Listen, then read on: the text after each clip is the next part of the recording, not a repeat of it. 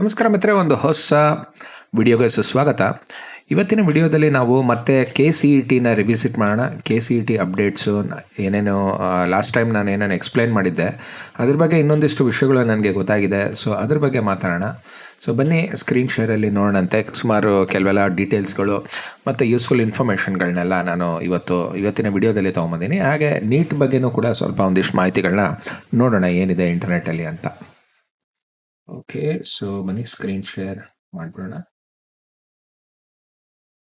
Right, ಮೊದಲನೇದಾಗಿ ನೀವು ನೋಡ್ತಿರೋ ಹಾಗೆ ಇದು KCETದು ಇದು ಅಪ್ಲಿಕೇಶನ್ ಇಲ್ಲಿದೆ ನೋಡಿ. ಇದು ನೀವು ಲಾಸ್ಟ್ ಟೈಮ್ ನಾನು ತೋರಿಸಿದ್ನಲ್ಲ. ಸೊ ಇದರಲ್ಲಿ ಸ್ಟಡಿ ಡೀಟೇಲ್ಸ್ನ ಆ್ಯಡ್ ಮಾಡೋದಕ್ಕೆ ಒಂದು ಆಪ್ಷನ್ ಇತ್ತಲ್ಲ. ಸೊ ಆ ಸ್ಟಡಿ ಡೀಟೇಲ್ಸ್ ಆ್ಯಡ್ ಮಾಡುವಾಗ ನನಗೆ ಗೊತ್ತಾಗಿದ್ದೇನು ಅಂತ ಅಂದರೆ, ಈಗ ಮಲ್ಟಿಪಲ್ ಸ್ಯಾಟ್ಸ್ ನಂಬರ್ ಇರುತ್ತೆ.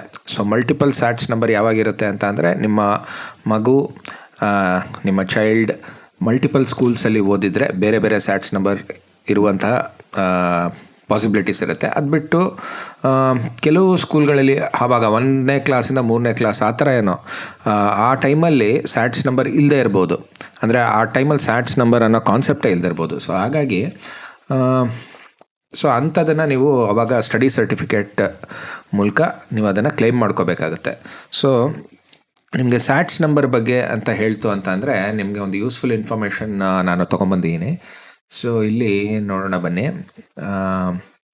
ಸ್ಯಾಟ್ಸ್ ನಂಬರ್ದು ಇವಾಗ ನಿಮಗೆ ಸಿಕ್ಕಿದ ಮೇಲೆ ನೀವೇನು ಮಾಡಬೇಕು ಅಂತಂದರೆ, ಸಪೋಸ್ ನಿಮ್ಮ ಹತ್ರ ಸ್ಯಾಟ್ಸ್ ನಂಬರ್ ಇಲ್ಲ ಅಂದ್ಕೊಳ್ಳಿ. ಆವಾಗ ನೀವೇನು ಮಾಡಬೇಕು, ಸ್ಟಡಿ ಸರ್ಟಿಫಿಕೇಟ್ ಇಸ್ಕೋಬೇಕು.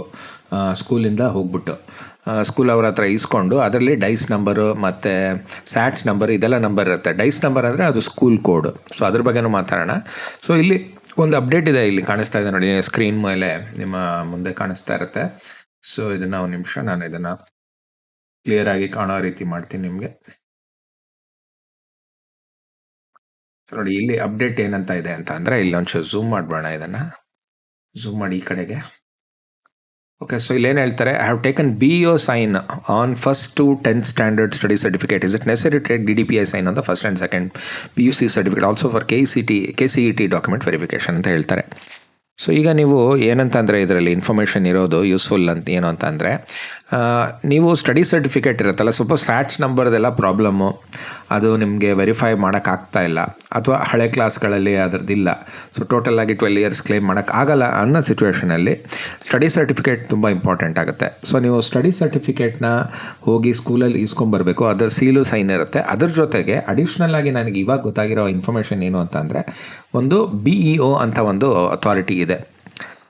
BEO ಅಂತ ಅಂದರೆ ನೋಡಿ, ಅದರ ವೆಬ್ಸೈಟ್ ಕೂಡ ಇದೆ, ನಾನು ಇಲ್ಲಿ ಓಪನ್ ಮಾಡಿದ್ದೆ. ಬ್ಲಾಕ್ ಎಜುಕೇಷನ್ ಆಫೀಸರ್ ಅಂತ BEO ಅಂತ ಅಂದರೆ. So block education officer.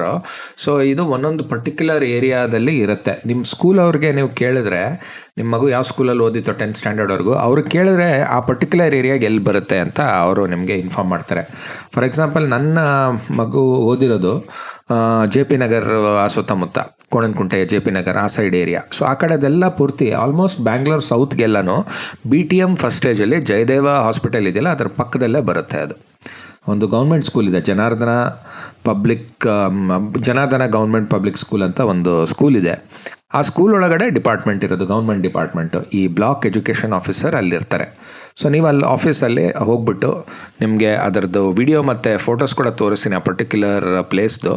So ಅದನ್ನು ನೋಡಿಕೊಂಡು ನೀವು ಲೊಕೇಶನ್ದು ಗೂಗಲ್ ಮ್ಯಾಪ್ ಕೂಡ ನಾನು ಅಡ್ರೆಸ್ ಕೂಡ ಡಿಸ್ಕ್ರಿಪ್ಷನಲ್ಲಿ ಕೊಟ್ಟಿರ್ತೀನಿ. ಸೊ ನೀವು ನೋಡಿಕೊಂಡು ಅದನ್ನು ತಕ್ಕಂಗೆ ನೀವು ವಿಸಿಟ್ ಮಾಡ್ಬೋದು. ನೋಡಿ ಇಲ್ಲಿ ಹಾಕಿದ್ದಾರೆ ನೋಡಿ, ಪಬ್ಲಿಕ್ ಅಥಾರಿಟಿ ಇದೆ, ಕಚೇರಿ ಹೆಸರು ಕ್ಷೇತ್ರ ಶಿಕ್ಷಣಾಧಿಕಾರಿ ಕಚೇರಿ, ಬೆಂಗಳೂರು ದಕ್ಷಿಣ ವಲಯ, ಜನಾರ್ದನ ಸರ್ಕಾರಿ ಹಿರಿಯ ಪ್ರಾಥಮಿಕ ಶಾಲಾ ಆವರಣ. ಇದನ್ನು ಟೈಪ್ ಮಾಡಿದ್ರೆ ನಿಮ್ಗೆ ಬಂದ್ಬಿಡುತ್ತೆ ನೋಡಿ. KEB ಕಾಲೋನಿ BTM ಫಸ್ಟ್, ಮೊದಲನೇ ಹಂತ, ಬೆಂಗಳೂರು 29. ಸೋಮವಾರದಿಂದ ಶನಿವಾರದವರೆಗೂ ಇರುತ್ತೆ, 10 to 5:30 ಟೈಮು. ಸೊ ಮಧ್ಯಾಹ್ನ ಹತ್ರ ಹೋದರೆ ಒಂದು 2:30, 3 o'clock ಅಂದರೆ ನಿಮಗೆ ಈಸಿಯಾಗಿ ಕೆಲಸ ಆಗುತ್ತೆ. ಸೊ ಏನಿಲ್ಲ, ಅವರು ಸೀಲ್ ಹಾಕ್ತಾರೆ. ಸೀಲ್ ಹಾಕ್ಬಿಟ್ಟು ಈ BEO ಅಥಾರಿಟಿದು ಸೀಲ್ ಹಾಕ್ಬಿಟ್ಟು ನಿಮಗೆ ಸಿಗ್ನೇಚರ್ ಮಾಡಿಕೊಡ್ತಾರೆ. ಮ್ಯಾನೇಜರ್ ಇರ್ತಾರೆ, ಅವರು ಸಿಗ್ನೇಚರ್ ಮಾಡಿ ನಿಮ್ಗೆ ಕೊಡ್ತಾರೆ. ನೋಡಿ, ಅದನ್ನು ನೋಟ್ ಮಾಡ್ಕೊಳ್ಳಿ. ಪ್ರತಿ ತಿಂಗಳ 2ನೇ 4ನೇ ಶನಿವಾರ ಸಾರ್ವಜನಿಕ ರಜಾ ದಿನಗಳ ರಜಾ ಇರುತ್ತೆ. ಅದನ್ನು ನೋಡ್ಕೊಂಡು ನೀವು ಹೋಗ್ಬೋದು. ಸೊ ಅಲ್ಲಿ ಇಮೇಲ್ ಅಡ್ರೆಸ್ಸು ಮತ್ತು ದೂರವಾಣಿ ಸಂಖ್ಯೆ ಇದೆಲ್ಲ ಇದು ನಾನು ಫೋಟೋ ತೆಕ್ಕೊಂಬಂದಿರೋದಲ್ಲಿ. ಸೊ ಇದು ಒಂದು ಯೂಸ್ಫುಲ್ ಇನ್ಫಾರ್ಮೇಷನ್ ನಾನು ಇಸ್ಕೊಂಬಂದಿದ್ದು. ಅದು ಬಿಟ್ಟರೆ ಈಗ ಇನ್ನೊಂದು ಅದರದ್ದು ಲೊಕೇಶನ್ ಯಾವ ರೀತಿ ಇದೆ ಕಾಣುತ್ತೆ. ಈ ರೀತಿ ಇದೆ ನೋಡಿ ಲೊಕೇಶನ್ನು. ಸೊ ಇದರದ್ದು ಫೋಟೋ ತೆಗೆದಿರೋದು ನೋಡಿ. ಶಾಲಾ ಶಿಕ್ಷಣ ಇಲಾಖೆ, ಜಿಲ್ಲಾ ಪಂಚಾಯತ್, ಕ್ಷೇತ್ರ ಶಿಕ್ಷಣಾಧಿಕಾರಿಗಳ ಕಚೇರಿ, ದಕ್ಷಿಣ ವಲಯ, ಅದೇ ಬ್ಯಾಂಗ್ಳೂರ್ ಸೌತ್, ಎಲ್ಲ ಪೂರ್ತಿ ಬ್ಯಾಂಗ್ಳೂರ್ ಸೌತ್ಗೆ ಇದೇ ಬರೋದು. ಸೊ ಒಂದು ವಿಡಿಯೋ ಕೂಡ ಅದನ್ನು ನಾನು ರೆಕಾರ್ಡ್ ಮಾಡಿದ್ದೀನಿ. ಸೊ ನೋಡಿ ಇಲ್ಲಿರುತ್ತೆ. ಸೊ ಈ ರೀತಿ ಕಾಣುತ್ತೆ ಅದರದ್ದು ಸರೌಂಡಿಂಗ್ಸು. BTM ಲೇಔಟಲ್ಲಿ ಫಸ್ಟ್ ಸ್ಟೇಜಲ್ಲಿ ಬರುತ್ತೆ. ಅದು ಪ್ರಿಸಮ್ ಮ್ಯಾನರ್ ಅಂತ ಏನೋ ಒಂದು ಅಪಾರ್ಟ್ಮೆಂಟ್ ಇದೆ ಆಪೋಸಿಟಲ್ಲಿ. ಸೊ ನಿಮಗೆ ಕಾಣಿಸುತ್ತೆ. ಸೊ ಈಸಿಯಾಗಿ ಅಲ್ಲಿ ಫಸ್ಟ್ ಫ್ಲೋರಲ್ಲಿ ಅಲ್ಲಿ ಕಾಣ್ತಾರೆ. ಹಾಗೆ ವಿಡಿಯೋದಲ್ಲಿ ಅಲ್ಲಿ ಹೋದರೆ ನಿಮಗೆ ಸೀಲು ಸಿಗ್ನೇಚರ್ ಹಾಕ್ಕೊಡ್ತಾರೆ. ಸೊ ಇಷ್ಟು ನೀವು ಮಾಡಿಸ್ಬಿಟ್ರೆ ಮೇಯ್ನಾಗಿ ನಿಮಗೆ ಸ್ಟಡಿ ಸರ್ಟಿಫಿಕೇಟ್ದು ಆ ಎಲಿಜಿಬಿಲಿಟಿ ಕ್ಲಾಸ್ ಇದೆಯಲ್ಲ, ಕ್ಲಾಸ್ ಎ, ಸೊ ಅದು ನಿಮಗೆ ಕನ್ಫರ್ಮ್ ಆಗುತ್ತೆ. ಮಿನಿಮಮ್ 7 years ಓದಿರಬೇಕು ಕರ್ನಾಟಕದಲ್ಲಿ ಅನ್ನೋ ಇದನ್ನು ಕನ್ಫರ್ಮ್ ಆಗುತ್ತೆ.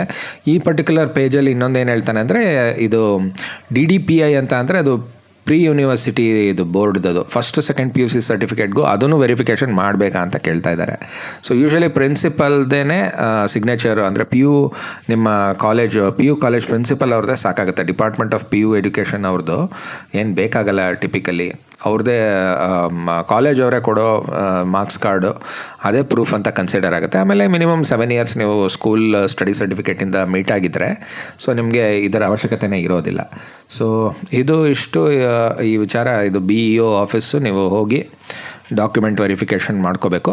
ಬಟ್ ಕೆಲವು ಸಿಚುವೇಶನ್ಸ್ ಬರುತ್ತೆ, ಅದನ್ನು ಎಕ್ಸ್ಪ್ಲೈನ್ ಮಾಡಿದ್ದಾರೆ ಇಲ್ಲಿ. ಈಗ ಸಪೋಸ್ ಅದು ಅಫಿಲಿಯೇಟ್ ಆಗಿಲ್ಲ ನಿಮ್ಮ PU ಇದು ಕಾಲೇಜು ಅಂತ ಅಂದಾಗ ಆ ಟೈಮಲ್ಲಿ DDPI ಇದು ಸಿಗ್ನೇಚರ್ಲ್ಲ ಬೇಕಾಗುತ್ತೆ. ಸಪೋಸ್ ನಿಮ್ಮ PU ಕಾಲೇಜ್ ಅಫಿಲಿಯೇಟೆಡ್ ಇದ್ದರೆ, ಗೌರ್ಮೆಂಟ್ ಅಫಿಲಿಯೇಟೆಡ್ ಇದ್ದರೆ ಸ್ಟೇಟ್ ಬೋರ್ಡ್ ಜೊತೆ, ಆವಾಗ ಇವ್ರದ್ದೇ ಪ್ರಿನ್ಸಿಪಲ್ ಅವ್ರದ್ದೇ ಸಿಗ್ನೇಚರ್ ಸಾಕಾಗುತ್ತೆ. ಸೊ ಅದನ್ನೇ ಈ ಪೇಜಲ್ಲಿ ಕೊಟ್ಟಿರೋದು. ಸೊ ಅದನ್ನೇ ತೋರಿಸೋಣ ಅಂತ ಹೇಳ್ಬಿಟ್ಟು ನಾನು ಇದನ್ನು ಓಪನ್ ಮಾಡಿದ್ದೆ. ಆಮೇಲೆ ಇದು ನೋಡಿ, ಸಪೋಸ್ ಈಗ ನೀವು ಡೈಸ್ ನಂಬರ್ ಹುಡುಕಿ ಸ್ಕೂಲ್ ಸೆಲೆಕ್ಟ್ ಮಾಡಬೇಕು. ಸ್ಕೂಲ್ ಸ್ಟಡಿ ಡೀಟೇಲ್ಸ್ ನೀವು ಸೆಲೆಕ್ಟ್ ಮಾಡುವಾಗ ಸೊ ಆ ಇನ್ಫಾರ್ಮೇಷನ್ನು ಈಸಿಯಾಗಿ ನಮಗೆ ಇಲ್ಲಿ ಒಂದು ಪರ್ಟಿಕ್ಯುಲರ್ ಇದು ವೆಬ್ಸೈಟ್ ಇದೆ, ಇಲ್ಲಿ ಅನಿಸುತ್ತೆ ನೋ ಯುವರ್ ಡೈಸ್ ಕೋಡ್ ನೋಡಿ ಇಲ್ಲಿದೆ. ಅದನ್ನು ಈ ಕಡೆ ಮೂವ್ ಮಾಡಿಬಿಟ್ಟಿದೆ. ನೋಡಿ ಇಲ್ಲಿ ನೀವು school.education.karnataka.gov.in know your dies code. So ನೀವು ಗೂಗಲ್ ಸರ್ಚ್ ಮಾಡಿದ್ರೆ ನಿಮಗೆ ಸಿಕ್ಬಿಡುತ್ತೆ. ಸೊ ಈ ಬ್ಯಾಂಗ್ಳೂರ್ ಸೌತ್ ಅಂತ ಇದೆಯಲ್ಲ, ಸೊ ನಮ್ಮ ಬ್ಯಾಂಗ್ಳೂರ್ ಸೌತ್ ಆಗಿರೋದ್ರೆ ಹೇಳ್ತಾ ಇದ್ದೀನಿ. ಬ್ಯಾಂಗ್ಳೂರ್ ಸೌತ್ ಇದೆಯಲ್ಲ, ಈ ಸ್ಕೂಲ್ ಲಿಸ್ಟ್ ಅಂತ ಓಪನ್ ಮಾಡಿದ್ರೆ ಒಂದು PDF ಈ ಥರ ಓಪನ್ ಆಗಿಬಿಡುತ್ತೆ. ಸೊ ನೀವು ಇಲ್ಲಿ ಸರ್ಚ್ ಮಾಡ್ಕೋಬೋದು, ನಿಮ್ಮ ಸ್ಕೂಲ್ನ ಟೈಪ್ ಮಾಡಿ. ಯಾಕಂದರೆ ಆ KCET ವೆಬ್ಸೈಟಲ್ಲಿ, ಅಪ್ಲಿಕೇಶನ್ ವೆಬ್ಸೈಟಲ್ಲಿ ನಿಮಗೆ ಸರ್ಚ್ ಆಪ್ಷನ್ ಇಲ್ಲ. ಹಾಗಾಗಿ ನೀವು ಮುಂಚೆನೇ ಈ ನಂಬರ್ನ ನೋಡಿಟ್ಕೊಂಡು 292001 ಫಾರ್ ಎಕ್ಸಾಂಪಲ್ ಈ ಥರ 02819 ಅಂತ ಈ ಥರ ನೋಡ್ಕೊಂಡಿದ್ದರೆ ನೀವು ಸ್ಕ್ರೋಲ್ ಮಾಡಿ ಹುಡುಕೋದಕ್ಕೆ ನಿಮ್ಗೆ ಈಸಿ ಆಗಿಬಿಡುತ್ತೆ. ಸೊ ಅದನ್ನು ಹೇಳೋದಕ್ಕೋಸ್ಕರ ಈ ಲಿಂಕ್ಸ್ ಕೂಡ ನಾನು ನಿಮಗೆ ಡಿಸ್ಕ್ರಿಪ್ಷನಲ್ಲಿ ಕೊಟ್ಟಿರ್ತೀನಿ. ಸೊ ಇದನ್ನು ನೀವು ಯೂಸ್ ಮಾಡ್ಕೋಬೋದು. ಸಪೋಸ್ ನಿಮಗೆ ಡೈಸ್ ಕೋಡ್ ಸಿಗಲಿಲ್ಲ ಆದರೆ ಡೈಸ್ ಕೋಡ್ನ ನೀವು ಕನ್ಫರ್ಮೇಟಿವ್ ಆಗಿ ನಿಮ್ಮ ಸ್ಕೂಲು ಅಥವಾ ಕಾಲೇಜ್ಗಳಲ್ಲಿ ಕನ್ಫರ್ಮ್ ಮಾಡಿಕೊಂಡು ಅದನ್ನೇ ಯೂಸ್ ಮಾಡಿದ್ರೆ ಒಳ್ಳೆಯದು. ಸಪೋಸ್ ಗೊತ್ತಾಗಿಲ್ಲ, ಸಿಕ್ಕಿಲ್ಲ ನಿಮಗೆ ಅಂದರೆ ಈ ರೀತಿ ನೀವು ಯೂಸ್ ಮಾಡ್ಕೋಬೋದು. ಅದಲ್ಲದೆ ಇನ್ನೊಂದೇನಾಗುತ್ತೆ ಅಂತಂದರೆ, ಇದರಲ್ಲಿ 2-3 ಬ್ರ್ಯಾಂಚ್ ಇದ್ದರೆ, ಫಾರ್ ಎಕ್ಸಾಂಪಲ್ ನೋಡಿ, ಸೇಕ್ರೆಡ್ ಚಿಲ್ಡ್ರನ್ 2 ಇದೆ ಬೇರೆ ಬೇರೆ ಡೈಸ್ ಕೋಡ್. ಸೊ ಇದರ ಅಡ್ರೆಸ್ಗಳು ಬೇರೆ ಬೇರೆ ಇರುತ್ತೆ. ಆ್ಯಕ್ಚುಲಿ 2-3 ಬ್ರ್ಯಾಂಚ್ ಇರುತ್ತಲ್ಲ, ಅಂಥ ಸ್ಕೂಲ್ಗಳಿಗೆ ಮಲ್ಟಿಪಲ್ ಡೈಸ್ ಕೋಡ್ ಇರುತ್ತೆ, ಅಥವಾ ಸೇಮ್ ಡೈಸ್ ಕೋಡಲ್ಲೇ ಬೇರೆ ಬೇರೆ ಅಡ್ರೆಸ್ ಇರುತ್ತೆ, ಹೀಗೆಲ್ಲ ಇರುತ್ತೆ. ಹಾಗಾಗಿ ನೀವು ನಿಮ್ಮ ಸ್ಕೂಲ್ ಅವ್ರಿಗೆ ಕಾಲ್ ಮಾಡಿ ಕೇಳಿ ಕನ್ಫರ್ಮ್ ಮಾಡ್ಕೊಂಡ್ರೆ ಒಳ್ಳೆಯದು. ಸೊ ಈ ರೀತಿ. ಅದು ಬಿಟ್ಟರೆ ನೆಕ್ಸ್ಟ್ ಇನ್ಫಾರ್ಮೇಷನ್ ಏನು ಅಂತಂದರೆ, ಇದೊಂದು ಕರ್ನಾಟಕ ಈ CET ಆನ್ಲೈನ್ ವೆಬ್ಸೈಟ್ನಲ್ಲಿ ಇದೊಂದು ಗೈಡ್ ಕೊಟ್ಟಿದ್ದಾರೆ. ತುಂಬ ಯೂಸ್ಫುಲ್ ಆಗಿರುವಂಥ ಒಂದು ಗೈಡ್ ಇದು. ಗೈಡ್ಲೈನ್ಸ್ ಕೊಟ್ಟಿದ್ದಾರೆ ಕಂಪ್ಲೀಟ್ ಮಾಡೋದಕ್ಕೆ ಅಪ್ಲಿಕೇಶನ್ನ. ನೋಡಿ, ವೆರಿಫಿಕೇಷನ್ ಮಾಡೋದು ಹೇಗೆ. ಸೊ ಈ ಲಿಂಕ್ ಕೂಡ ಯೂಸ್ಫುಲ್ ಲಿಂಕು. ನಾನು ಇದನ್ನು ಕೂಡ ನಿಮಗೆ ಡಿಸ್ಕ್ರಿಪ್ಷನಲ್ಲಿ ನಿಮಗೆ ಶೇರ್ ಮಾಡ್ತೀನಿ. ಸೊ ಇದರಲ್ಲಿ ನೋಡಿ ಏನಂತಂದರೆ, ಯಾವ್ಯಾವ ಕೋರ್ಸಸ್ಗಳಿಗೆ ಯಾವುದು ಅಪ್ಲಿಕೇಬಲ್ ಆಗುತ್ತೆ ಇದು KCET. ಆಮೇಲೆ ಅಪ್ಲಿಕೇಶನ್ ಪ್ರಿಂಟೌಟ್ ಯಾರಿಗೆ ಬರುತ್ತೆ, ಯಾರಿಗೆ ಬರೋದಿಲ್ಲ, ಆಮೇಲೆ ಏನು ಬೇಕಾಗುತ್ತೆ ನೋಡಿ. ಕ್ಯಾಂಡಿಡೇಟ್ಸ್ ಏನೇನು ಇಟ್ಕೋಬೇಕು, 3 ಪ್ರಿಂಟೌಟ್ ಇಟ್ಕೋಬೇಕು, ಸಬ್ಮಿಟ್ ಮಾಡಿರೋ ಆನ್ಲೈನ್ ಅಪ್ಲಿಕೇಶನು, ಪ್ರೂಫ್ ಇಟ್ಕೋಬೇಕು, ಫೀಸ್ ಪೇ ಮಾಡಿರೋದು, 2-3 ಕಾಪಿ ಇಟ್ಕೋಬೇಕು. ನೀವು ಆ ಫೋಟೋ ಅಪ್ಲೋಡ್ ಮಾಡಿದ್ರಲ್ಲ ಅಲ್ಲಿ ಅಪ್ಲಿಕೇಶನಲ್ಲಿ, ಅದರದ್ದು ನೀವು ಆ್ಯಕ್ಚುಯಲ್ ಫೋಟೋಸ್ನ 2-3 ಕಾಪಿ ಇಟ್ಕೊಂಡಿರ್ಬೇಕು. ಅದೇ ಸೇಮ್ ಫೋಟೋ ಬೇರೆ ಇಟ್ಕೊಂಡಿದ್ರೆ ಸ್ವಲ್ಪ ಕಷ್ಟ ಆಗುತ್ತೆ. ಸೊ ಅದನ್ನೇ ಅವ್ರು ಹಾಕಿರೋದು. ಆಮೇಲೆ ಮೊಬೈಲ್ ನಂಬರು, ಇಮೇಲ್ ಎಲ್ಲ ಕರೆಕ್ಟ್ ಇರಬೇಕು. ಅದೆಲ್ಲ ಸುಮಾರು ಇಲ್ಲಿ ಇನ್ಫಾರ್ಮೇಷನ್ ಕೊಟ್ಟಿದ್ದಾರೆ ಏನೇನು ಅಂತ ಅಂದ್ಬಿಟ್ಟು. ಆಮೇಲೆ ನೋಡಿ, ಈ ವರ್ಷ ಏನು CET 2026ಗೆ ಏನು ಡಿಫ್ರೆಂಟ್ ಇರುತ್ತೆ, ಆಮೇಲೆ ನೋಡಿ ಇಲ್ಲಿ ಹಾಕಿದ್ದಾರೆ ಕ್ಲಿಯರ್ ಆಗಿದ್ದಾನೆ, CET 2026 printing, application printing only after verification of documents. So ಯಾರಿಗೆ ಪ್ರಿಂಟ್ ಆಗಲ್ಲ, ಆಮೇಲೆ ಯಾರಿಗೆ ಪ್ರಿಂಟ್ ಆಗುತ್ತೆ ಅನ್ನೋದನ್ನು ಕ್ಲೀನಾಗಿ ಇಲ್ಲಿ ಹಾಕಿದ್ದಾರೆ. ಸೊ ಇಲ್ಲಿ ನೋಡಿ, ಇಲ್ಲಿ for whom the application will not be printed ಅಂತ ಹಾಕಿದ್ದಾರೆ ನೋಡಿ. ಸೊ ಯಾರ್ಯಾರು ಕ್ಲೇಮ್ ಮಾಡಿರ್ತಾರೋ ರಿಸರ್ವೇಷನ್ಗಳನ್ನ, ಸೊ ಅವ್ರಿಗೆ ಪ್ರಿಂಟ್ ಆಗೋದಿಲ್ಲ. ಇಲ್ಲಿ ಹಾಕಿದ್ದಾರೆ ನೋಡಿ, ವೆರಿಫಿಕೇಷನ್ ಆದಮೇಲೆ ಅದು ನಿಮಗೆ ಪ್ರಿಂಟ್ ಮಾಡೋದಕ್ಕೆ ಬಿಡುತ್ತೆ. ಇಲ್ಲ ಅಂದರೆ who will get the printout ಅಂದರೆ ನೋಡಿ, after confirming details of prescribed 7 years of study.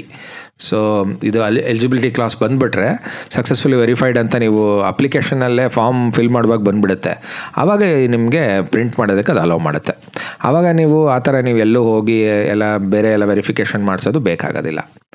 So ಆಮೇಲೆ ಅದು ಬಿಟ್ಟರೆ ನೋಡಿ, ಸ್ಕೆಡ್ಯೂಲ್ ಕ್ಯಾಸ್ಟ್ಗಳಿಗೆ ಯಾವ ರೀತಿ ಸರ್ಟಿಫಿಕೇಟ್ ತೊಗೋಬೇಕು, ಆಮೇಲೆ ಡೀಟೇಲ್ಸ್ ವೆರಿಫೈ ಮಾಡೋದು ಹೇಗೆ ಆಧಾರ್ ಕಾರ್ಡ್ ಮೂಲಕ, ಮ್ಯಾಚ್ ಆಗಬೇಕು, ಅದೆಲ್ಲ ನಾನು ಮುಂಚೆನೇ ಎಲ್ಲ ಹೇಳಿದ್ದೀನಿ, ಎಲ್ಲ ಫುಲ್ ಡೀಟೇಲಾಗಿ ಮತ್ತೆ ರಿಪೀಟ್ ಮಾಡೋದಿಲ್ಲ.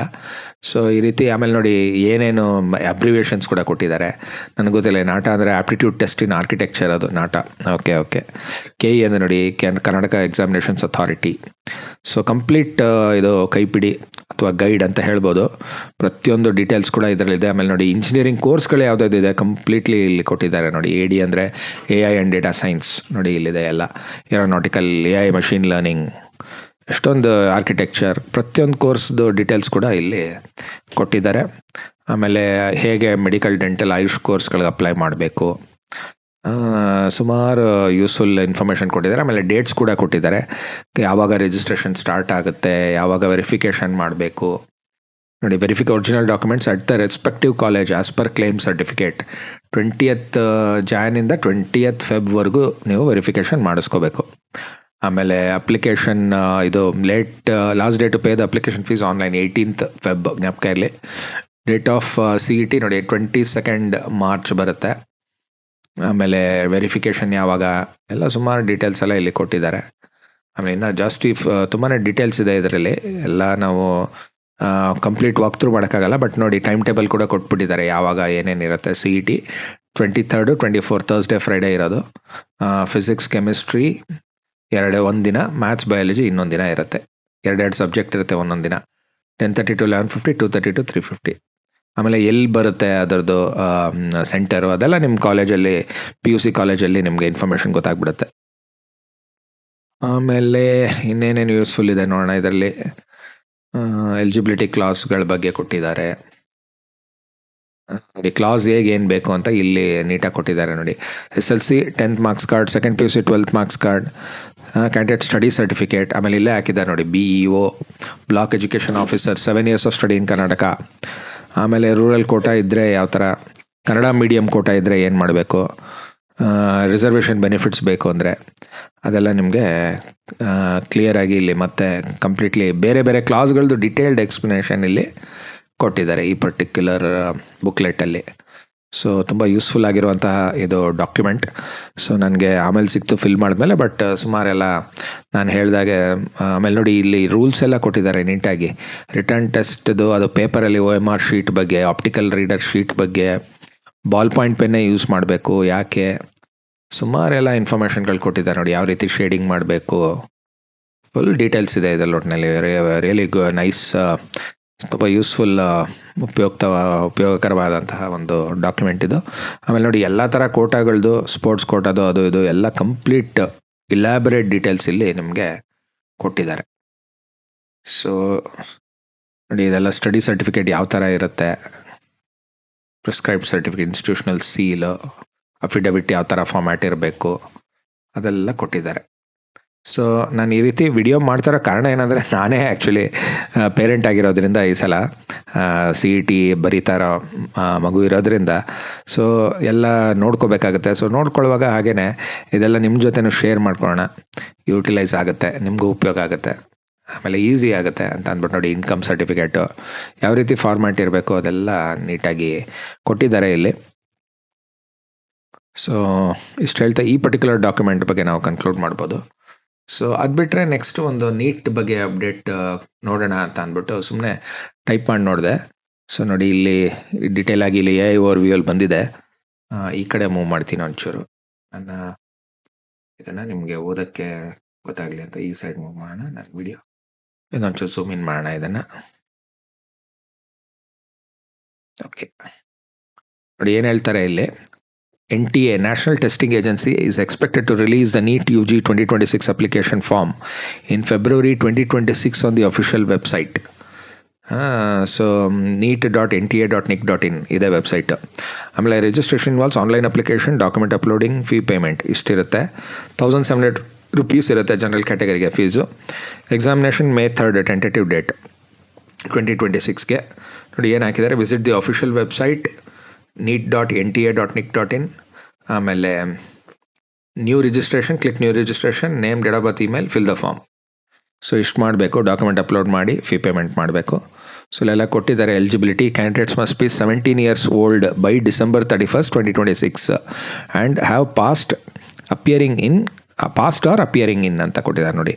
ಇನ್ ಕ್ಲಾಸ್ 12 ವಿತ್ PCBE ನೋಡಿ, ಎಮ್ ಇಲ್ಲ ಇದರಲ್ಲಿ, ಬಿ ಇದೆ, ಆ್ಯಂಡ್ ಇಂಗ್ಲೀಷ್ ಅಂತ ಹಾಕಿದ್ದಾರೆ. ಅಪ್ಲಿಕೇಶನ್ ಫೀಸ್ 1700, ಜನರಲ್ EWS OBCಗೆ 1600, ಆಮೇಲೆ third gender SC ST PWD 1000 rupees. Steps ಅದೇ ಆವಾಗಲೇ ಹೇಳಿದ್ನಲ್ಲ, ಅದೇ ಫೀ ಪೇಮೆಂಟ್ ಕನ್ಫರ್ಮೇಷನ್. ಸೊ ಇಷ್ಟು ಇನ್ಫಾರ್ಮೇಷನ್ ಇವತ್ತಿನ ವಿಡಿಯೋದಲ್ಲಿ ಶೇರ್ ಮಾಡೋಣ ಅಂತ ಅಂದ್ಕೊಂಡಿದ್ದೆ. ಸೊ ಇಷ್ಟು ಹೇಳ್ತಾ ಸಿಗ್ತೀನಿ ನಿಮಗೆ ಇನ್ನೊಂದು ವಿಡಿಯೋದಲ್ಲಿ. ಅಲ್ಲಿವರೆಗೂ ಸಬ್ಸ್ಕ್ರೈಬ್ ಮಾಡಿ ನನ್ನ ಚಾನಲ್ಗೆ, ಮತ್ತು ಶೇರ್ ಮಾಡಿ. ಈ ಪರ್ಟಿಕ್ಯುಲರ್ ಇನ್ಫಾರ್ಮೇಷನ್ ಯಾರ್ಯಾರಿಗೆ ಬೇಕೋ, ಅವಶ್ಯಕತೆ ಇದೆಯೋ, ತುಂಬ ಉಪಯುಕ್ತ ಆಗುತ್ತೆ, ಅವರು ನಿಮ್ಮನ್ನು ಥ್ಯಾಂಕ್ ಮಾಡ್ತಾರೆ ಅಂತ ಹೇಳೋಕ್ಕೆ ಇಷ್ಟಪಡ್ತೀನಿ. ಸಬ್ಸ್ಕ್ರೈಬ್ ಮಾಡಿ. ಇನ್ನೂ ತುಂಬ ಬರೋ ಅಪ್ಡೇಟ್ಸ್ಗಳಿಗೆಲ್ಲ ನಿಮಗೆ ಶೇರ್ ಮಾಡ್ತಾ ಇರ್ತೀನಿ. Thank you for watching. Bye.